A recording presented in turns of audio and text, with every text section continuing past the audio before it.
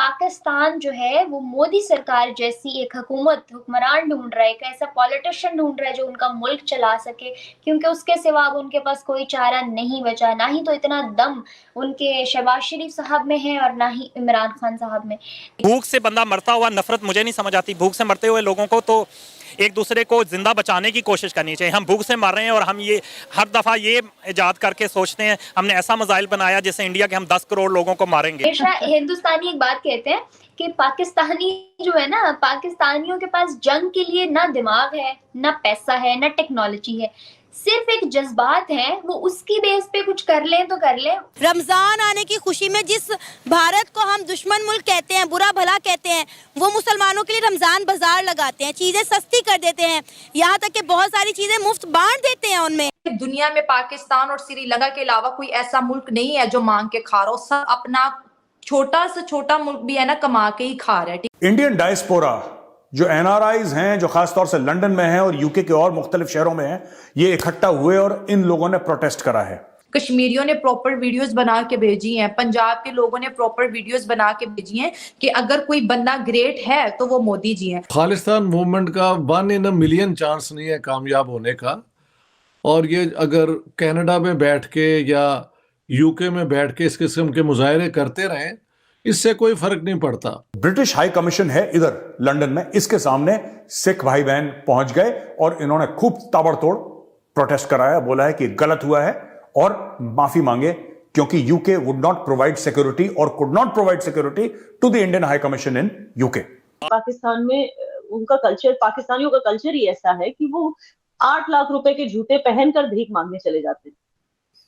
तो जब आपका कल्चर ऐसा है, बिल्कुल आई एग्री विद यू, ऐसे हैं। खालिस्तानियों का बाप तो रावलपिंडी में बैठा हुआ है जो कंट्रोल कर रहा है खालिस्तानियों को, ठीक है, and they are a miniscule minority of Sikhs.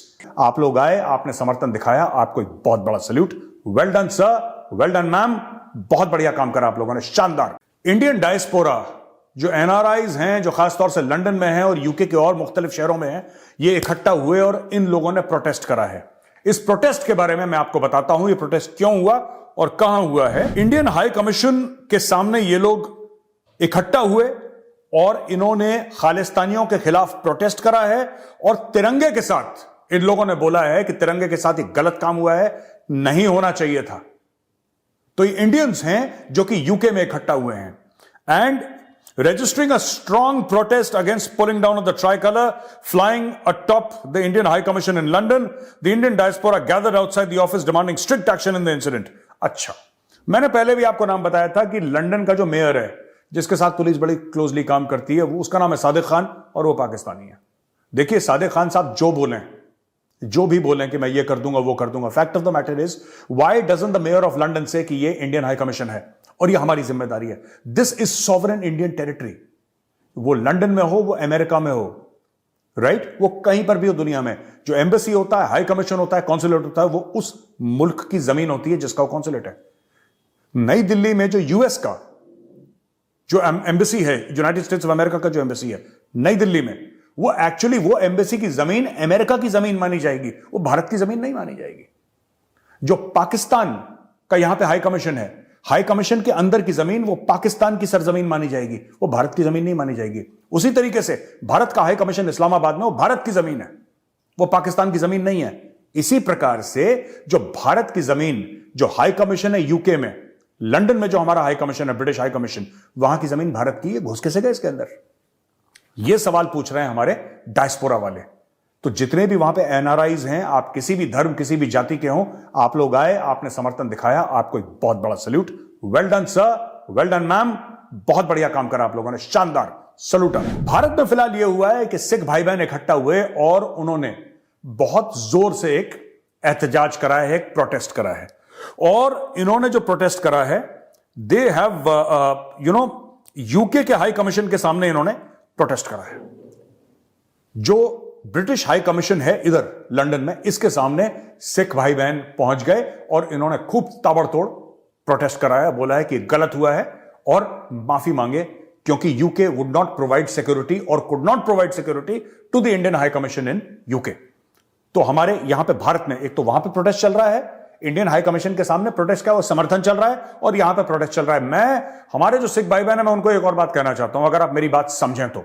और क्यों सिख, मैं कह रहा हूं हिंदू मुसलमान सिख ईसाई जो भी धर्म का हो, जो भी जाति का हो, उसके लिए मेरी एक रिक्वेस्ट है। दोस्तों ये फोटो देखिए, फोटो पता है किसकी है? इस बंदे का नाम है सलमान शरीफ, और सलमान शरीफ चार्ज दी अफेयर्स है पाकिस्तान हाई कमीशन का, यहां पे नई दिल्ली में। He is the top guy in the Pakistan high commission.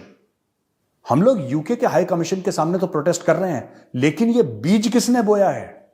इस फसाद का जड़ कौन है? ये जड़ इसका फसाद का पाकिस्तान है। We should protest outside the high commission of Pakistan in New Delhi. We should protest against the high commission of Pakistan in UK.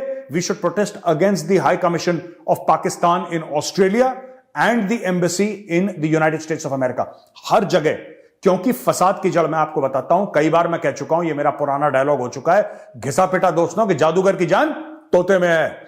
अगर जादूगर की जान तोते में है तो उस तोते की गर्दन अगर मरोड़ोगे तो जादूगर बिल्कुल टै बोल जाएगा। ठीक है? खालिस्तानियों का तो कोई ईमान धर्म है नहीं, खालिस्तानियों को कोई ईमान धर्म है नहीं। मैंने कई बार ये पॉइंट आउट कर चुका हूं, इनका झंडा देखिए जिसमें खालिस्तान है, इनमें हिम्मत है कि खालिस्तान वर्ड गुरमुखी में लिखे हैं, हिंदी में लिखे हैं? लिख दो हिंदी उर्दू में, लिख दो गुरमुखी में, कभी नहीं लिखेंगे। इन्होंने इंग्लिश में लिखा है खालिस्तान, क्योंकि चाहता है गोरा पढ़े। ये सारा पैसे का मामला है, बिके हुए हैं ये 2-2 टके में बिकते हैं ये खालिस्तानी। अभी रिसेंटली एक अपडेट आ रही थी, कल ही की बात है, इंडिया के डिफेंस मिनिस्टर खुरजनाथ सिंह ने ये बात कही कि अब पाकिस्तान जो है वो मोदी सरकार जैसी एक हुक्मरान ढूंढ रहा है, एक ऐसा पॉलिटिशियन ढूंढ रहा है जो उनका मुल्क चला सके, क्योंकि उसके सिवा अब उनके पास कोई चारा नहीं बचा। ना ही तो इतना दम उनके शहबाज शरीफ साहब में है और ना ही इमरान खान साहब में। तो ये स्टेटमेंट सुनने के बाद क्या कहेंगे आप, बीइंग अ पाकिस्तानी? क्या वाकई ऐसा है, या लोग इसी रिसर्च में है, या ये सिर्फ अफवाह है? महवेश, आपने अगर 2-3 साल पहले की अगर आप हिस्ट्री देखें ना, तो हमारे जो सियासतदान थे उनकी जो पॉलिटिक्स होती थी उसमें बहुत ज़्यादा इंटरफेयर करने की कोशिश करते थे। हालांकि देखा जाए उनके जितने भी सियासी मसले मसाइल है वो उसको बहुत अच्छे से डील करते, उन्हें हमारी रहनुमाई की कहीं पे भी कोई भी ज़रूरत नहीं है।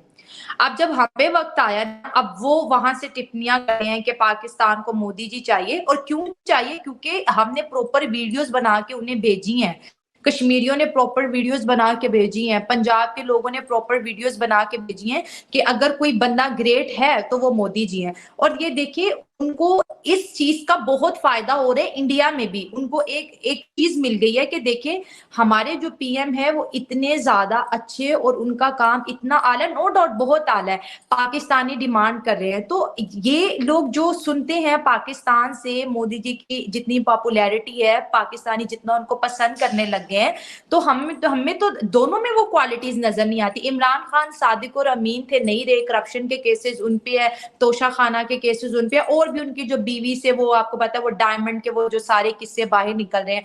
जो नून लीग है उसको भी लोग कहते हैं कि भाई अवाम का सारा पैसा लूट के चले गए। अगर हम इस्लामी कानून की बात करें तो चोर के हाथ में कभी भी हुकूमत नहीं होनी चाहिए। तो इस हिसाब से दोनों ही बाहर जाते हैं।